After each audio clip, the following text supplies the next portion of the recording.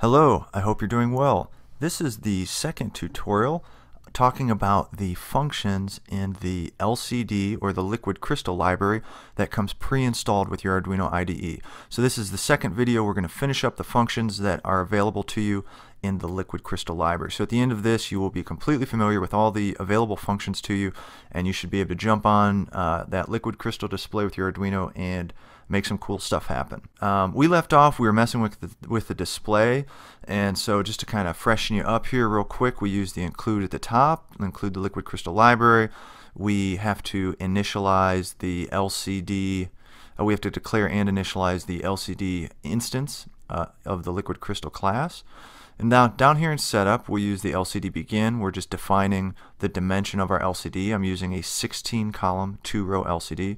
And then this is the command we're currently using, and this is what you use. Print is what you use to send text to the LCD. So right now it says Mamma Mia, and it's up there on the slide. So what if we want to scroll that to the right? What if we want Mamma Mia to come across to the right? Well, we use a handy function called LCD scroll display right. And what this is going to do is actually take everything on the display and actually scroll the entire display to the right. So let's go ahead and upload this and we can see it. And that's going to happen really quick. And that happened really quick because I didn't put any delay in there. Because actually what scroll display right does is it moves everything right by one digit. So it moves, there's 16 rows, or 16 columns rather, it moves it one column to the right. So every time you call that, it's going to move it one column to the right. Now since we have it in the loop, so every time we come through the loop, it moves it one to the right, it delays 1 second, moves it one to the right, delays 1 second. So let's go ahead and upload that and take a look at how I intended it to look.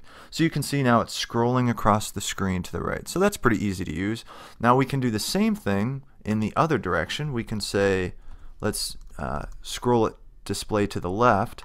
So I'm just going to move this delay down here. I'll comment out scroll to the right, and then what I want to do is I want to set the cursor to the right. So set cursor, this we covered in the last tutorial about setting the cursor, because where you put the cursor is where Mamma Mia is going to get printed. So I want to set it to the right, so I'm going to set it at 15 0. So that is going to be, let's set it on the second column. There's 16.1. Alright, and let's upload this. So there's Mamma Mia down there on the bottom, and now it is scrolling over to the left. So we're just using LCD scroll display left. And again, this moves the entire LCD display to the left, top and bottom rows. Alright, so those are kind of neat and handy and fun to use, and I mean you can play around with it. So you scroll it to the left for a little bit and then to the right for a little bit. It's pretty easy. So the next thing I want to talk about is LCD.write. Okay, so I'm just going to go ahead and we don't need any of this scrolling anymore.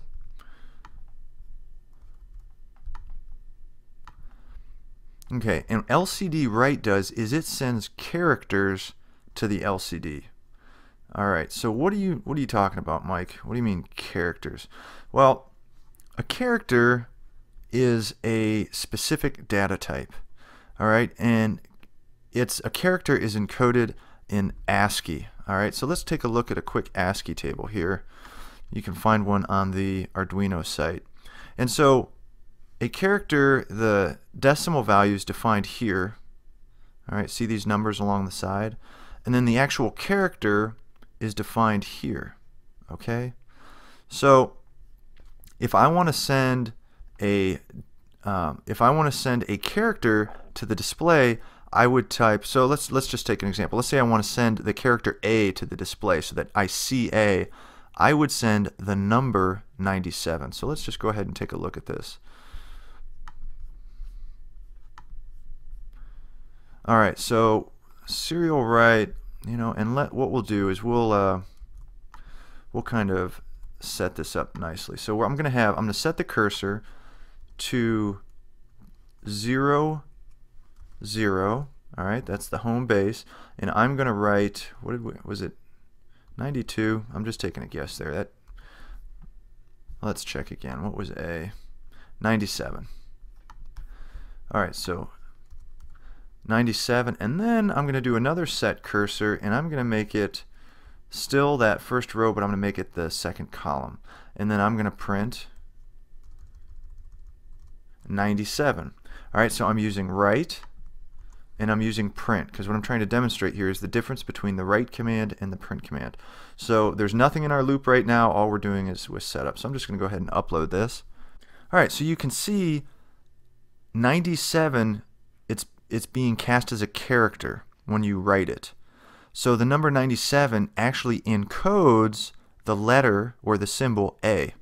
Alright, but when you send 97 to print, print is going to send everything you give it as text to the LCD. Alright, so 97, it prints the literal 97. Now if you want to print the literal 97 here, you have to close it in quotes, just like this. And we can upload it.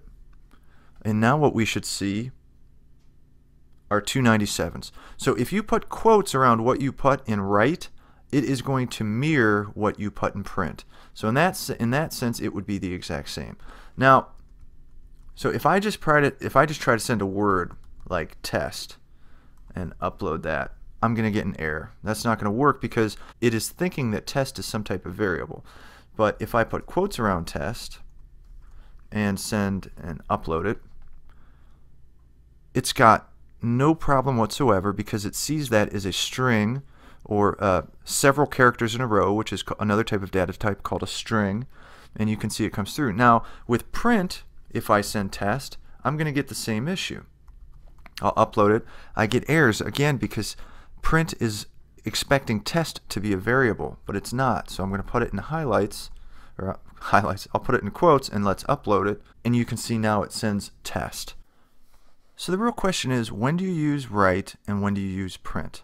And without getting into a long discussion about when to use which, the rule of thumb I would give you is use print in just about all cases, unless you're reading from the serial monitor window. So if you go up to Tools, and you go Serial Monitor, and you want to, you know how you can send text via your keyboard over? And what will happen is that text, it gets encoded as bytes, and then what happens when you use write is those bytes get converted to the characters, and so it shows up as you would expect. But if you use print, it sucks in that byte and it actually shows you a number. It actually shows you the byte numbers, and that's not what you want. So the number is representative of the letters, and that's not what you want at all. You want to actually print the words that you send.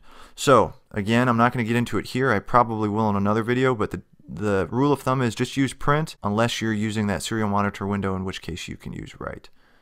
Okay, and that's it for those. The final function I want to talk about is clear. All right, and what clear is going to do for you is clear the screen. So let's do this. I'll say delay 1000, 2000. We'll upload this. We're going to see what we saw, and then it clears the LCD. Did you see that? And that's all clear will do for you, and that's really handy. Now the final thing I want to talk about is auto scroll. So I've kind of adjusted the sketch here a little bit. So up at the top, all I've got is LCD begin, and then I want to show the cursor, so I have to use the cursor function from the LCD. And now I'm using set cursor again, or rather I'm using set cursor instead of cursor, and I'm setting the cursor to the far right of the LCD. And then I turn on auto scroll, and then I've got here a very simple loop, just setting the count at 0 and then going up to 10, or actually less than 10 at 9, and then every time through the loop I add 1, and then I just print that number. And that number, remember that I is a variable, and so the variable's value is going to get printed as text to the LCD. So the first time through this loop, I is equal to 0. We delay 500 milliseconds, and then I would become 1, so it's going to print 1, and we delay 500 milliseconds, and then we print 2, we delay 500, 3, so forth, so on until we get to 9. Then the loop exits, and then I clear the screen, and then we start all over again. So the cursor is set at the far right, we do the auto scroll, so on and so forth. So what's happening here exactly? What auto scroll does, instead of the cursor moving each time you print, the cursor stays in the same spot. So the cursor stays at at the 15th row there, and all of the subsequent characters get pushed out. So you can see 0 is the one that keeps moving down. So 0 comes out, and then 1 pushes 0, and then 2 pushes 0 and 1, and 3 pushes 0 and 4. And all of those characters keep getting pushed out, pushed out, pushed out until you get to the end where I clear. So essentially what auto scroll does is it kind of creates an origin for your cursor to stay, and then the text is going to come out. So one thing I do want to point out about auto scroll is that it behaves a little peculiarly, for me at least. I had a very difficult time trying to get auto scroll what I thought auto scroll should be doing. So that one might take a while to play around with. I personally will not be using it very much because, like I said, I had a difficult time making it work like I wanted it to. So hey, that's pretty much all of the functions inside the library. I hope this was a good tour for you to kind of get a feel for what's in the library. You can see it's all pretty darn easy to use and to do. In the next videos, we're going to go into actually building some displays where we have options and we can press buttons and select different options and stuff like that. So that's what's going to be in the next videos. So hey, I hope this was useful to you. Have a great day, and as always, I'd love to get your feedback. All right, take it easy. Bye.